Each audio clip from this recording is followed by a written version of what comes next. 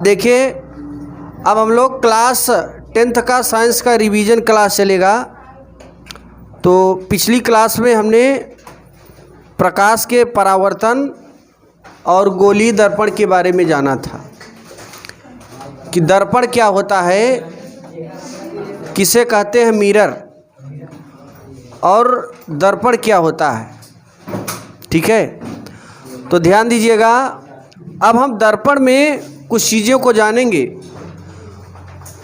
उसके बाद जानेंगे प्रतिबिंब क्या होता है, उसके बाद प्रतिबिंब के प्रकार कितने होते हैं।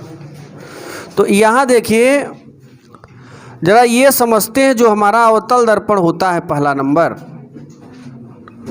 अवतल दर्पण। अवतल दर्पण इंग्लिश में इसे कॉन्केव मिरर बोलते हैं। ये देखिए, अवतल दर्पण में वह गोलीय दर्पण, जितने लोग बैठे हैं ऑफलाइन वाले बच्चे, वो कृपया एकदम शांति बनाए रखें। ठीक है, अच्छे से समझना है। तो हर बातों को केवल एक राउंड बोलेंगे, कोई भी चीज़ की रिवीजन क्लास एक बार पढ़ चुके हैं आप लोग। इसमें देखिए, इसके अंदर कौन कौन सी चीज़ें होती हैं, वो सारी जानकारी हम देने वाले हैं। और इसी तरीके से हम एक और बना लेते हैं जिसका नाम होता है उत्तल दर्पण। ठीक है, उत्तल दर्पण में जब भी हम लोग कलई, कोई भी दर्पण होगा तो कलई हमेशा पृष्ठ के दाहिने ओर करेंगे। किधर करते हैं? पृष्ठ के दाहिने ओर। अब इसमें एक होता है दर्पण का द्वारक। दर्पण का द्वारक, दूसरा होता है ध्रुव, तीसरा होता है वक्रता केंद्र, चौथा होता है मुख्य अक्ष, पांचवा होता है मुख्य फोकस, फोकस दूरी, वक्रता त्रिज्या। ठीक है, इतनी चीज़ें होती हैं जो छोटी छोटी चीज़ें हैं गोलीय दर्पण से संबंधित। अब हम ये जानते हैं इसमें कि होती कहाँ है ये सारी चीज़ें। तो बायां जो भाग है, बाईं ओर पृष्ठ का बायां वाला भाग परावर्तक तल होता है और दाहिना वाला भाग कलई किया गया तल होता है। कलई किया गया तल, ये इधर वाला भाग, कोई भी दर्पण हो, चाहे समतल हो, चाहे अवतल हो, चाहे उत्तल हो, तीनों दर्पणों में कलई किया गया तल हमेशा पृष्ठ के दाहिने ओर होता है। ये है बायां वाला भाग जो हमारा ये होता है, इसे हम बोलते हैं परावर्तक तल। तो दर्पण का द्वारक क्या होता है? पहला पॉइंट जानते हैं, दर्पण का द्वारक। दर्पण का द्वारक गोलीय दर्पण के, चाहे वो अवतल दर्पण हो चाहे वो उत्तल दर्पण हो, गोलीय दर्पण के परावर्तक तल के बायां वाला तल को हम क्या बोले हैं? परावर्तक तल। और दाहिना वाला तल कलई किया गया तल।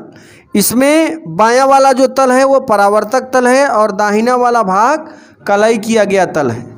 गोलीय दर्पण के परावर्तक तल के व्यास को, ये जो भाग है, देखिए हमने इस दोनों गोलों को,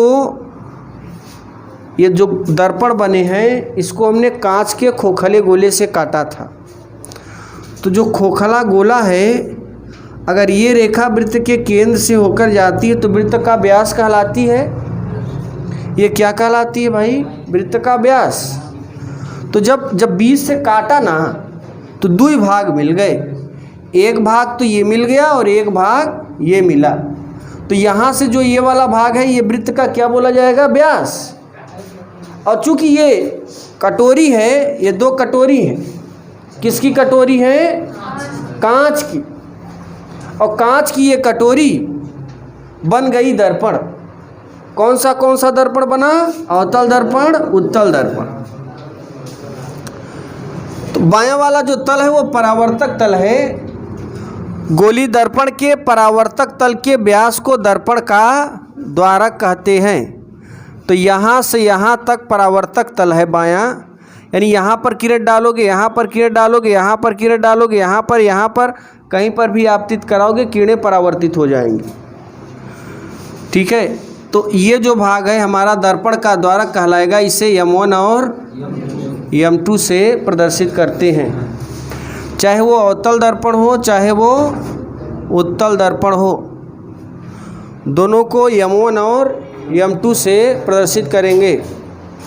फिर समझिए, गोली दर्पण के परावर्तक तल के व्यास को दर्पण का द्वारक कहते हैं। इसे M1 M2 से प्रदर्शित करते हैं। अब देखिए, हमने कहा कि ये हमारी एक कटोरी है। जैसे ये हम कटोरी मान लें, यहाँ इधर कलई किया गया तल है और इधर परावर्तक तल है। तो परावर्तक तल का ये वाला जो भाग है यहाँ से, इसी को हम क्या बोलेंगे? दर्पण का द्वारक। और यहाँ पे बीच में यहाँ पे होता है ध्रुव। क्या होता है? ध्रुव। तो ध्रुव किसे कहते हैं? गोलीय दर्पण के परावर्तक तल के मध्य बिंदु। देखिए मध्य बिंदु है कि नहीं? एक कटोरी लोगे और बीचों बीच एक बिंदु लोगे तो क्या बोली जाएगी? उस कटोरी की मध्य बिंदु। कटोरी है का कहीं? नहीं है सर। तसला है। अरे बहुत भारी है, जाने दो, नहीं निकालो, डर जाएंगे लोग। अब देखिए, ये वाला जो भाग हुआ क्या बोला जाएगा? दर्पण का ध्रुव। और दर्पण के ध्रुव को काहे से मेज करते हैं? P से। फिर देखो, जब इन दोनों दर्पणों को मैंने एक कटोरी से काटा, किससे काटा? कटोरी से, तो उसमें एक केंद्र होगा। तो जब हमने बीच से काटा तो क्या केंद्र का बंटवारा हो जाएगा? क्या बिंदु का बंटवारा कभी नहीं होता है, याद रखिएगा। तो एक बिंदु इसमें मिलेगा और इस बिंदु को हम कहेंगे वक्रता केंद्र, और एक बिंदु इसमें मिलेगा, इस बिंदु को हम क्या कहेंगे? वक्रता केंद्र। जैसे इसमें ध्रुव मिला है, ऐसे उत्तल दर्पण में भी क्या मिलता है? ध्रुव। ये है अवतल दर्पण, ये है उत्तल दर्पण। तो हमें किसकी किसकी जानकारी हो गई? दर्पण के ध्रुव की और दर्पण के वक्रता केंद्र की। अब हम जानते हैं मुख्य अक्ष। हमें मिल गई, ध्रुव मिल गया, ध्रुव मिल गया, और क्या मिल गया? वक्रता केंद्र। वक्रता केंद्र भी मिल गया। अब हम जानते हैं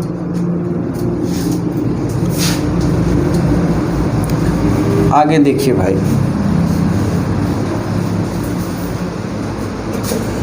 अब जानते हैं मुख्य अक्ष। अगला नंबर, मुख्य अक्ष। मुख्य अक्ष देखिए, ध्रुव एवं वक्रता केंद्र को मिलाने वाली रेखा को मुख्य अक्ष कहते हैं। ध्रुव एवं वक्रता केंद्र को मिलाने वाली रेखा को मुख्य अक्ष कहते हैं, और मुख्य अक्ष को PC से प्रदर्शित करते हैं। किससे प्रदर्शित करते हैं?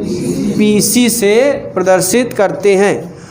तो यहाँ पर मुख्य अक्ष कोई पूछ लिया तो किससे प्रदर्शित करते हैं? PC से। P for pole and C for centre of curvature. आगे देखिए, अब अगला चीज जानते हैं, वक्रता त्रिज्या। अच्छा ये बताओ, वक्रता केंद्र तो हम जान गए, लेकिन इसकी डिफिनीशन नहीं बताए। वक्रता केंद्र की डिफिनीशन क्या है? गोलीय दर्पण को जिस गोले में से काटा जाता है उस गोले के केंद्र को गोली दर्पण का वक्रता केंद्र कहते हैं। इसे C से प्रदर्शित करते हैं। अब आगे देखिए, अब हम जानते हैं वक्रता त्रिज्या। क्या जानते हैं भाई? वक्रता त्रिज्या। ये वक्रता त्रिज्या क्या होता है? ध्रुव एवं वक्रता केंद्र के मध्य बिंदु को, ध्यान दीजिएगा, ध्रुव एवं वक्रता केंद्र के मध्य बिंदु को मुख्य फोकस बिंदु कहते हैं और ध्रुव एवं वक्रता केंद्र के बीच की दूरी को वक्रता त्रिज्या कहते हैं। इसे कैपिटल आर से प्रदर्शित करते हैं। ध्यान से समझिएगा कि यहाँ से P से लेकर C तक की दूरी वक्रता त्रिज्या बोली जाती है और P और C का जो मध्य वाला बिंदु है वो होता है मुख्य फोकस दूरी, मुख्य फोकस बिंदु। F का नाम क्या है? मुख्य फोकस बिंदु। ये मुख्य फोकस बिंदु है। देखो, P से लेकर C तक के बीच की दूरी को वक्रता त्रिज्या कहते हैं। इसे R से प्रदर्शित करते हैं। P से लेकर C तक के मध्य बिंदु को मुख्य फोकस बिंदु कहते हैं। इसे कैपिटल F से प्रदर्शित करते हैं।